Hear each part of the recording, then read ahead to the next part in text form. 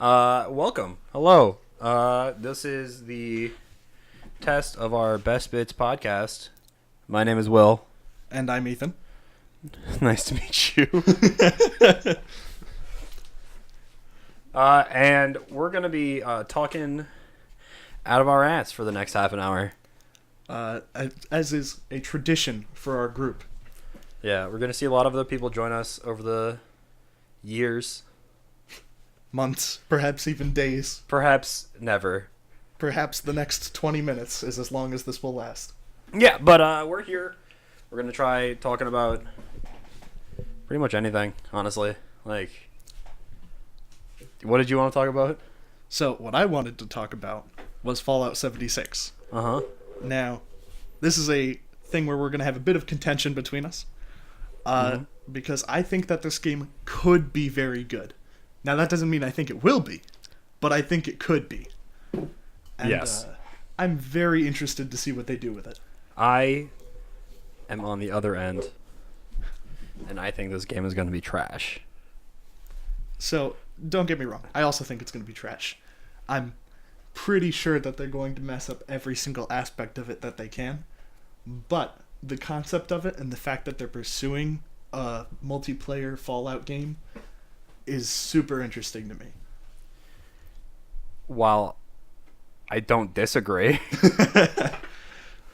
Well, I don't like Bethesda games. I don't like the way they play out. I don't like the way the dialogue options work. This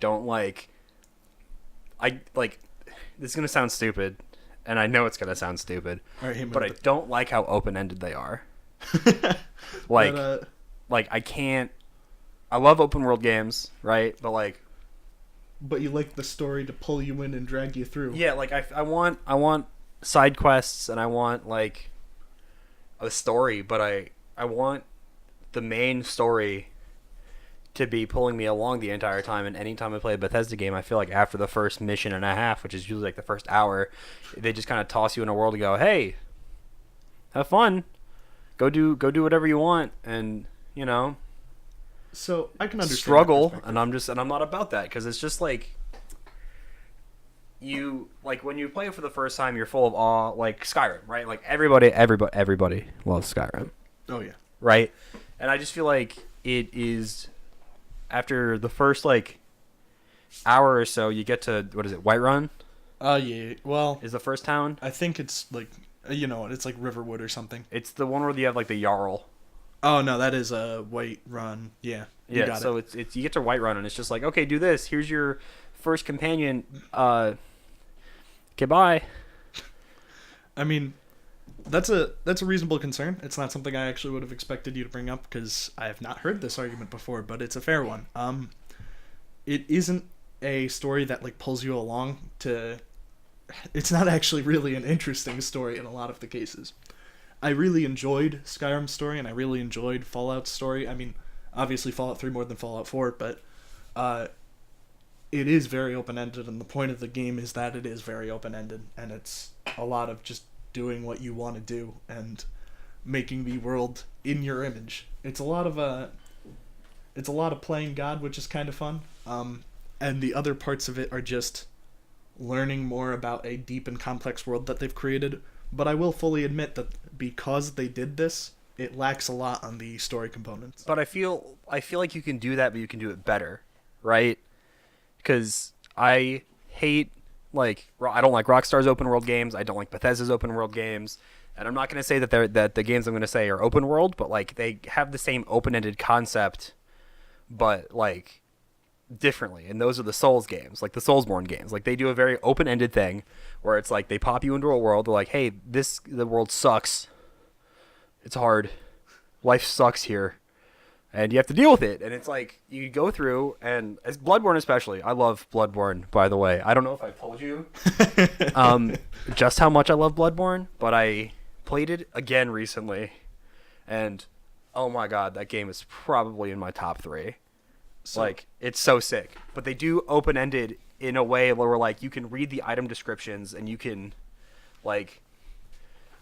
listen to the conversations that happen in the world and the conversations that happen between NPCs and read into things but it's not like, but the whole point, you're very much on a set path, right? Like with Bloodborne especially, you wake up, defeat the werewolf, or defeat the wolf, I guess. Or it's wake up, die, defeat the werewolf, and then like they give you the stuff that you need literally from the beginning of the game, right? Like the stuff you get at the beginning is what you're going to be using at the end. And like they give you your stuff and they're like, okay, there you go do this thing. And then you go and you're like, you're just struggling. You're like, man, how come I don't get to do anything? And then, you defeat the cleric beast after like, if you're me and are bad at video games, like 5 hours. And you're very careful, and it just gives you an open world in quotes. But you very much have a goal, where I feel like every time I play a Bethesda game, it gives me the open world, but it doesn't give me a goal in any tangible meaning besides I want to see what the end of the story is. So, interestingly enough, I might disagree with this to a certain extent, because I don't think that Dark Souls is a very, the Soulsborne games, in fact, are a very open world concept. I love them. I'm a huge proponent of them. That I especially like me some Dark Souls 3. But while the story is not compelling in Fallout, it's there as an option, and it's everything else is as well. In Dark Souls, the story is the option. That's all you get.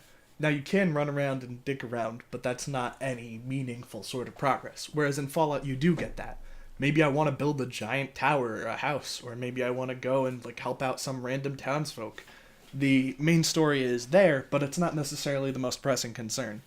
Whereas I feel like with the Soulsborne games, the thing that keeps me going through it, and this is from my perspective, obviously, some people are really, really into the story, and I think the story's fun, but the thing that keeps me going is I want to see that next boss fight. I want to see the next monster. I want to get challenged, and I want to lose until I win. For me, that's what drives me along, is the constant pressing challenge, and the deep lore that you learn from the challenge. I guess. I mean, just like the way, I guess it's just like the type of games that I enjoy are very either very story based or they're fighting games, right? Yeah, that's fair. I play story based games. I play games so that I can learn the story, so I can see the story, so I can enjoy a very interactive storytelling experience. Or I like to fight people, and this. Oh yeah, yeah. All I play is fighting and story based games, right? And I love RPGs, but it's it depends. I just don't I feel like the world is there and getting to do whatever you want is there, but I feel like the role playing part, for me at least, is not there, right? I understand having a blank character to imprint yourself on and become your own thing, but I want to I like seeing the story that they've created, but I don't want it to be nameless, right? Link is silent because he's supposed to be an avatar for the player character, but we know he's silent because they didn't want to give him any dialogue. So this is also an interesting perspective. So you're saying that rather than playing yourself in a game, you'd rather play a character in a story. Yeah, it's why I love Mass Effect so much. Okay, yeah, Mass Effect is a very good example, because it's, in a lot of ways, it's very comparable to Fallout and Skyrim and things, with just the terrible, terrible dialogue options, but the very interesting world and the well-built what are you talking environment. About? Terrible dialogue options. I can punch a reporter in the face, my guy.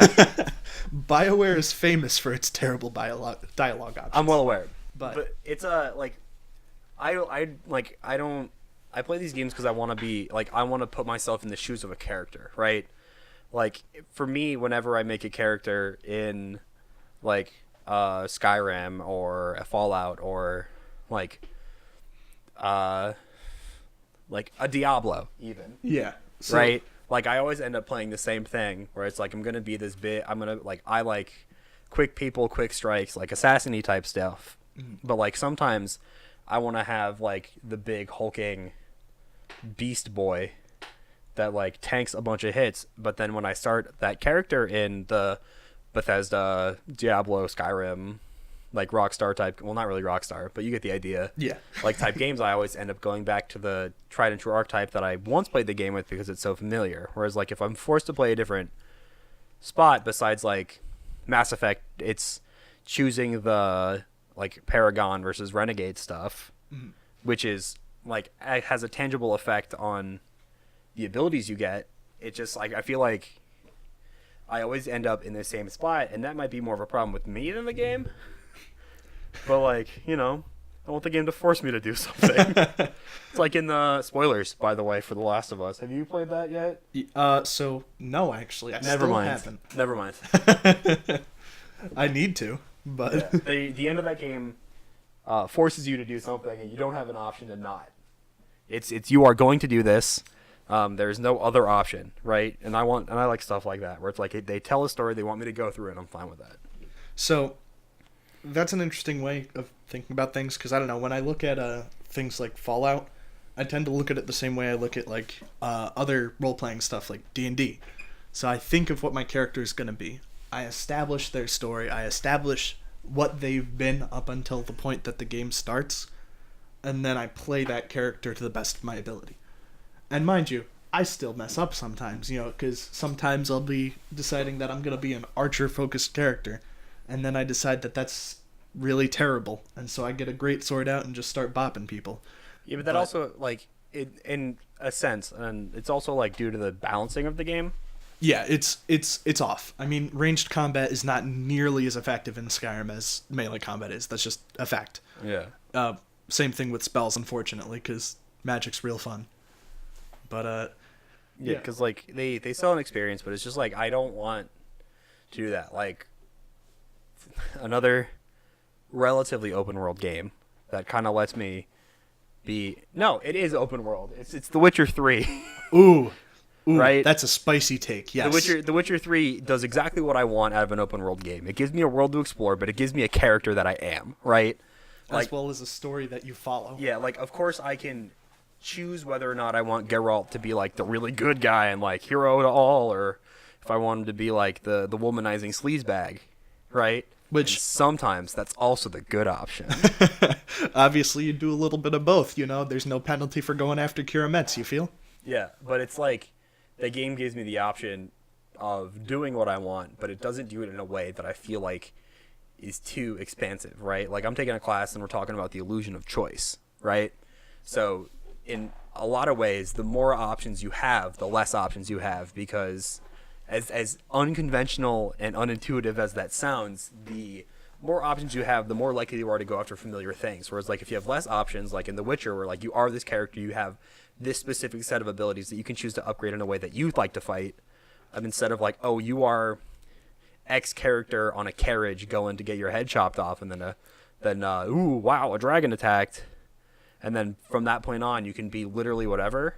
You're gonna choose. You're 9 times out of 10 if you're like not about like create like what you do, where you like I create the character in my mind, or like if you're like our friend Nick, who gave you like a 3.5 hour backstory. That is also a hot take. That sick 4-page backstory Yeah. for D&D. To his D&D character, and you're just kind of like doing that whole thing, then you need to like, it gets to a point where I don't want, like I'm gonna fall back on like in my first Skyrim playthrough I played as an archer, like for the majority of the game, until I just realized that you just can't do that for the later levels. Then I was like, oh well, I guess my character's screwed because all my abilities are in ranged combat and all my level ups are in ranged combat, whereas like in The Witcher, like if I have a level up and it goes towards something that I realize that I don't like, it's not that big of a deal later in the game, because you can realize that early on and then go there, but then because you can then just go back to sword combat, you can go back to all the runes and stuff and all the traps, but then you go into like Skyrim and it's like, oh, I want to be a ranger for this whole game, and you make sure that you like upgrade your bow and you upgrade all your arrows and you do the whole thing so you can be stealthy and like a rogue, and then like you only only use me blade if I have to. Right, and then all of a sudden it's like, oh, late game, oh, it's a big melee combat area. You're pretty much forced to use melee, and you're not built for that, so you just die over and over and over and over and over again until you somehow get lucky with critical hits and healing potions that you just don't die, and it sucks. The Witcher I actually felt had a very interesting progression system, because levels and gear like flatly increased your ability, Yeah. but the upgrades just like changed things a little bit. Yeah. So everything relies on your core fundamentals. And if you're like me, you look at Yrden, that slow hand sign, and you never use it. You use it on the monsters that you have to, but you never touch it. But you can, and you still have that option, and the big fundamentals opposite. are still there. I love the slow hand sign. I'm positive you do love the slow hand It's sign. so dumb. All I use is Quen. That's all you need. You get a shield, you roll, you hit some things, you're good to go 100% of the time. Yeah, or like it's like in The Witcher and Dragon Age, right? Like they're Yes. very similar. Like I mean, Dragon Age is also a Bioware game, so in case you can compare it to Mass Effect, but Dragon Age is also that like open world, like medieval swordy boy. But in Dragon Age, you can be a mage literally and not have to worry about anything, and you can do it early on. Whereas and like you realize that you want to be a mage. Whereas later, like if you want to be a mage, as we said earlier, like magic just in late games in Skyrim just doesn't. It's not worth it unless you go for like community mods that makes it more powerful or something. Community mods are pretty good for that, though. Midas Magic, very interesting one. Yeah, like or like Borderlands with the community patch. Oh, where yeah, like for sure. they updated, they made like after Gearbox was done updating Borderlands, they were like, okay, a bunch of this stuff is still like way underpowered or way overpowered. Let's make everything a little more balanced, or depending on the or depending on what you want to do, you can also make everything way out of balance. You could do randomizer stuff. Yeah, actually, going back to the topic of the Soulsborne games for a little bit. Hold on, can I finish something real quick that I realized? Yes, but I then we're going only- to talk about Code Vein. Ooh. I only like I only like Bethesda games when they have mods on them. I do not like base Bethesda games. That's very understandable. I mean, I guess that is one of the things that's so compelling about Bethesda games to me, is that it's such a popular and like big and changeable world that it does get changed quite a Right. bit in mods. But I feel like they build it so that it can be moddable. Like I feel like they want to, obviously as developers they want to build the best game that they can, right? But like I feel like You feel like they give people half of the game to make? yeah, with Skyrim especially, it's like you get the game, you beat the story, you're like, oh, I'm a Greybeard or whatever, I mean, or a Stormcloak or whatever. And then at the end, then they're like, oh, well, now at the end of the game, what I want to do, and you just kind of like nothing. But then if you have all the mods, you have like so many different story expansions besides like the actual story expansions, and you're just kind of like, okay, cool. But then, like, I feel like, to me at least, 75% of the fun of a Bethesda game comes from the mods that people make for it. yeah, I'd say that you're correct on that. I mean, mods are just such like a deep part of the experience, honestly, and it's a little bit disappointing that that's the case, considering that Bethesda is a huge game studio that often puts out incredibly high-selling games, and they tend to be a little bit lackluster in a lot of qualities. Yeah. Like, I'm scared the new Starbound game that they're making Yeah, is going to be No Man's Sky 2. Yeah, I would not doubt it in the least. And No Man's Sky was very depressing to see, because that was a game that showed promise and then didn't deliver on any of it. Yeah. But I could definitely see that happening. Yeah.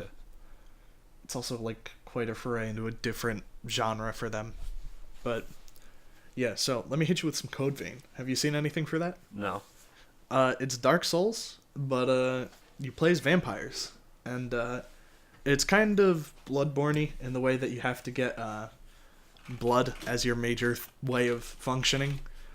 But it's a little bit interesting because it's a very different aesthetic from most Souls-likes. It's much more anime-y, which is not necessarily the greatest, but it's more stylized, which is nice to see. It's fun to see a little bit of a change in the genre.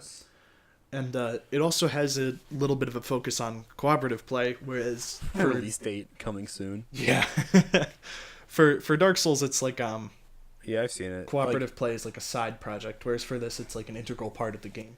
Like, I thought it looked cool, but like, I don't know. I just felt like I thought it looked cool, but like when people that was during the time when games journalism was very much like, it's the Dark Souls of this, it's the Dark Souls of this. Yeah. This is the Dark Souls of fighting games, So that also known as Tekken 7. that kind of argument is in fact very distressing, and you'd get it for things that were not at all close to like that. It's like Skyrim with guns. Yeah, it's really like you get some really distressing arguments about how Souls like something is. My favorite one recently being Cuphead, where there was several game journalists comparing Cuphead to Dark Souls, even though they're not at all similar. Dude, it was the Dark Souls of platform shoot 'em ups. That's the problem. You see, I don't mind having Soul-likes as a genre, but for me, they actually have to be Souls-like. So, things like Bloodborne and probably Code Vein would fall in that context where there's a hard but rewarding progression system. There's a cruel world, big monsters. All that kind of stuff eventually leads into the kind of thing that I'd want to see from a Souls-like game. I guess. I think, like, defining what a Souls-like game is hard, right? Because you have game, like, we're obviously all excited for Shadows Die Twice, Oh yeah, for sure. right? Because it's literally the new Souls game. Is that a PS4 only? Shadows Die Twice, I think so. Rip. For now, I don't know. They put Dark Souls 3 on PC. Yeah, that's a big fact. I So, hope like, they do. I don't. Ooh, that's coming out really loud through these headphones. I hope y'all like Code Vein because you might hear it.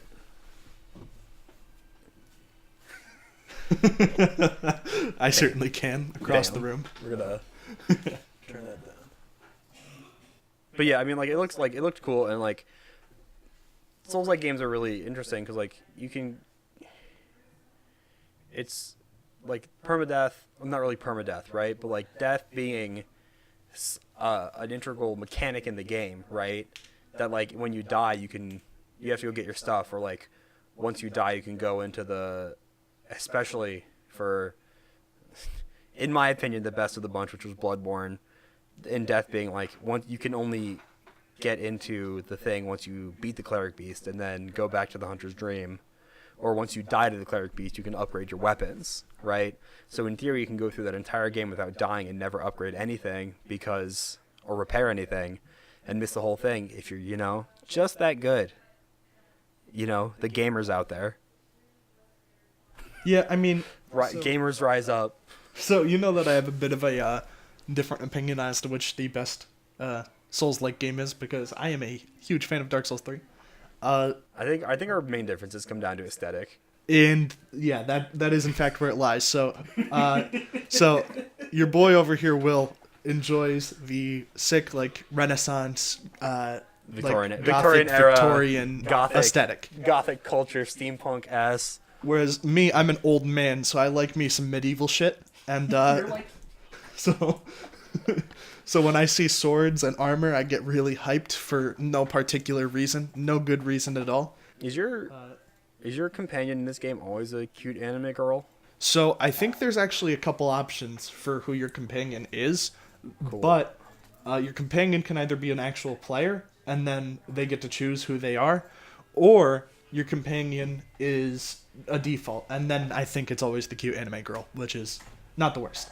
Yeah, she looks cool. Yeah, I mean she's got a gun. I'm about it. Game looks neat.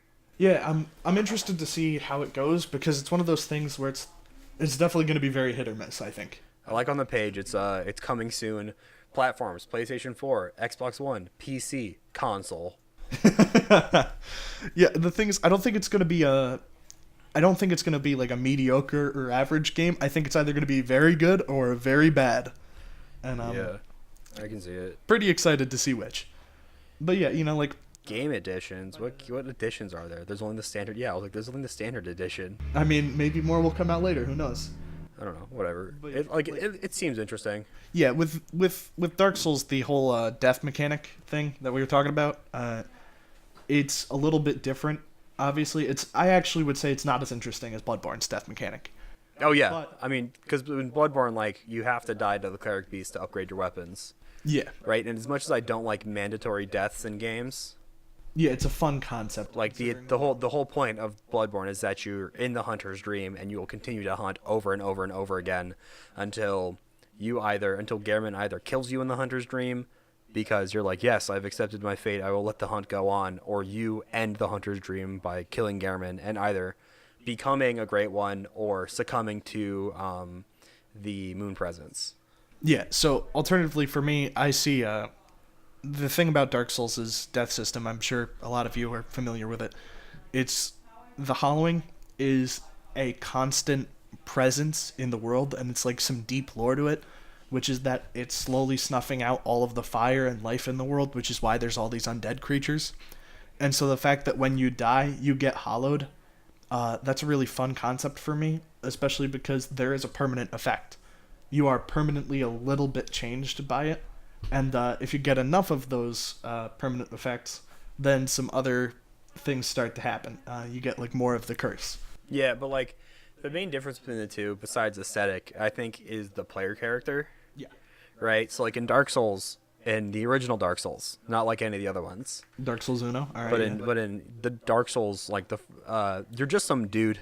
Yeah, for sure. Right. I mean, like, to be honest, you're some dude in all 3 Dark Souls games. Well, yeah, but I'm like from what I've played, I've only played Dark Souls and Bloodborne.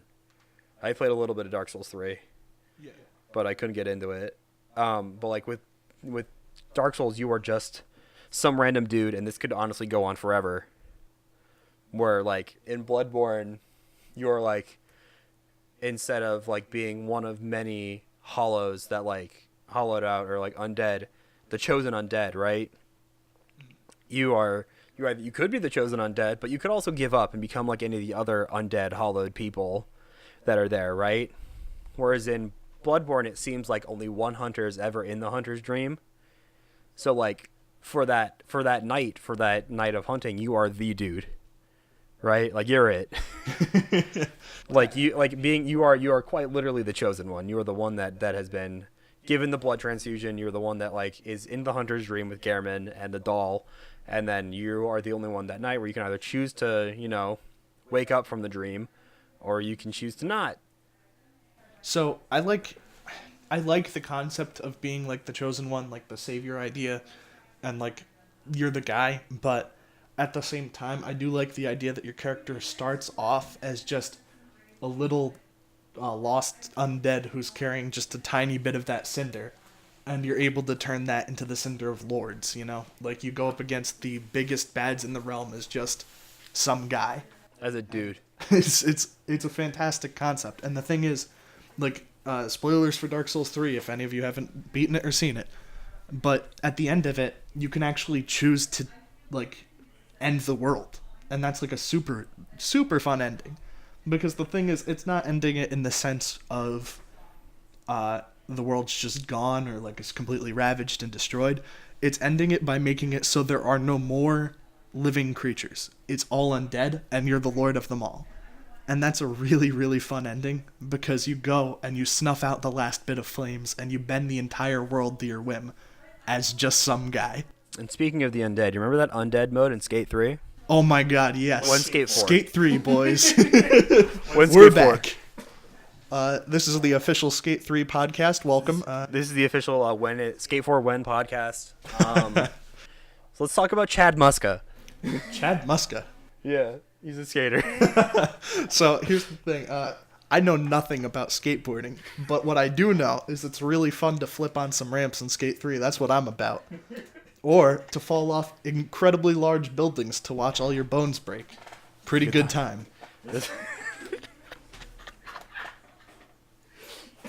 I'm just trying to work in Skate 4. Skate 4 When. Yeah, I mean... Skate 4 never. Black Box doesn't exist anymore. Yeah, I mean, well, look, someone's got to pick it up at some point. Well, I mean, have you seen Session? I've not. How is it? Session is the skate and big Spiritual success. big massive Mondo quotes here. The spiritual successor to Skate 3. It plays nothing like it. Like the controls themselves are so, for lack of a better term, whack. Wonky, perhaps? They're just whack. Like they're just dummy whack, and I'm just like, I want to play. Like I tried it out, and I was like, this sucks. That's Skate 4 When. That's really sad. I'm not excited about. I mean, it's like I was looking for the next Skate 3, and I just didn't get it. Right? Yeah. So like- you know what the real plan is? Go back to Skate 3. Let's do it, boys. I'll do it. Don't test me. I mean, honestly, I'm down. I'll load it up right now. It's a little bit disappointing that they haven't, like, no one's actually picked that series up. Well, it's because like Skate 3, as much as we love it, and as much as like the very, very, very vocal minority on the internet loves it, it didn't sell well. Well, you know what though? That's because you look at a skating game and you're like, I don't need this. What's this? What's the point of this shit? And then you play Skate 3 and you're like, this is the greatest thing ever. Precisely. The thing is, the only people who don't like Skate 3 have not played Skate 3. That is a fact. Or people who like the Tony Hawk system better. Yeah, those people are monsters. We don't talk about them. They can get at it. Both systems have merits. No. They both have merits. Skate 3 is much more fun. Skate 3 is a better game in my opinion. Yeah, of course. Yeah. Skate 4 when? Skate 4 when? We need it. That's the name of the podcast. Yeah, welcome to Skate 4 when. This is our new podcast name. You know how we said that thing at the beginning? Forget it. Yeah, my name's Will. My name's Ethan. And we both really want Skate 4. That's and right. We're just going to keep asking when it's going to happen. That is the dream. when is imagine if Rockstar or not Rockstar, imagine if Rocksteady or Naughty Dog made Skate 4 story based. I'm ready for GTA or not GTA, what the fuck? Red Dead. For Rockstar to pick up Skate and then mix it with Red Dead, so you're just going on a skateboard in the Wild West shooting some dudes. So a very that's a weird wagon you got there, bud. What a weird wagon that is. Yeah, who needs trains, boys? You know how you used to lasso up random people and put them on the train tracks? Run them over with your longboard. Much more effective. Longboarding is more just a hobby to me. It's a way of life. It's a way of life. I've been persecuted for my use of the longboard. This is my tale as John Marston.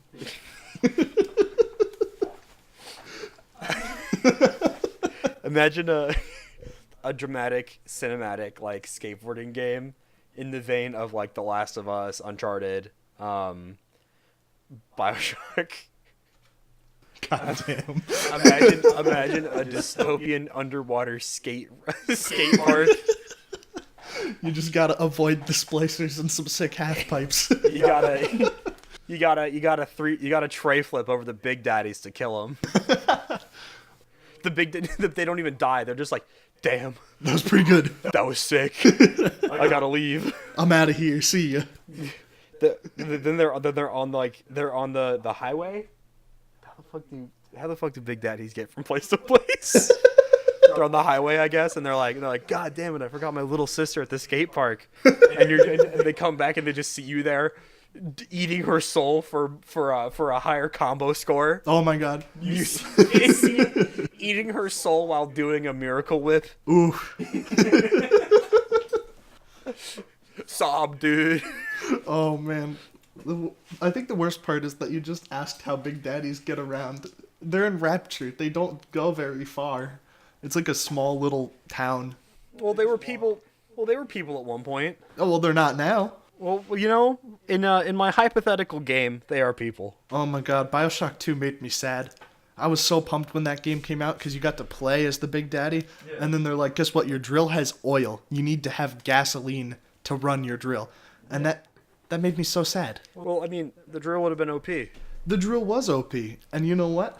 I'm a Big Daddy. I'm supposed to be OP. Let me drill people into the wall. I guess. About it. Yeah, I guess they're trying to look for a sense of progression there. Yeah, but it's still a little bit sad. Speaking of progression, you know what game doesn't have any? No. Skate 4, because it doesn't exist. Yeah, that's true. Skate 4 when? Skate 4 when? That makes me sad. This is, you know what? I was sad about Big Daddies not having gasoline for their drills. Now I'm sad. So I just got double sad because they need gasoline for their drills and they need to drill to get gasoline. This is a sad world we live in. What a dystopia.